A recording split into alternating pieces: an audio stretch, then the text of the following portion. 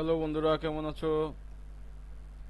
তো চলো যাই আজকে ওয়ার্ড ফাইলে কিভাবে টেবিল ইনসার্ট করতে হয় সেটা একটু শেখার চেষ্টা করি। তো শুরুতেই আমি একটি ওয়ার্ড ফাইল ওপেন করে রেখেছি।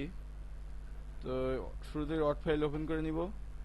এরপর ইনসার্টে যাব, ইনসার্ট থেকে টেবিল, টেবিল থেকে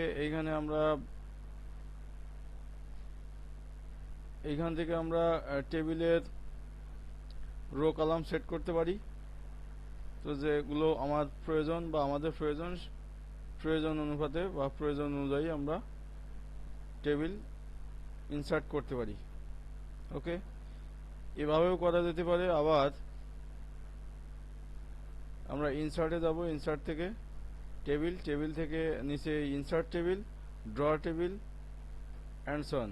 তো ইনসার্ট টেবিল থেকে আমাদের কতগুলি কলাম এবং কতগুলি রো লাগবে সেটা নির্ণয় করে দিতে হবে।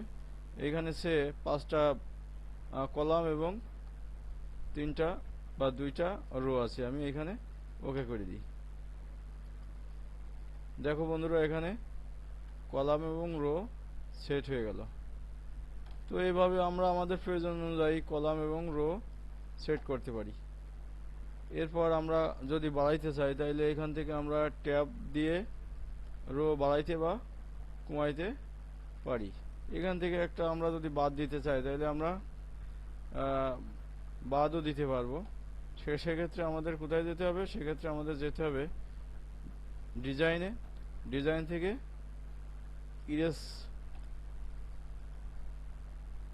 এভাবে আমরা বাড়াইতে বা কমাইতেও পারবো। ওকে, আবার যদি আমাদের কোন একটা রো বা কলাম বাড়াইতে হয় তাহলে আমরা ড্র টেবিলে ক্লিক দিব। এখান থেকে আমরা এভাবে বাড়াইতে পারবো। তো বন্ধুরা, আজ এ পর্যন্তই। No more today, next day.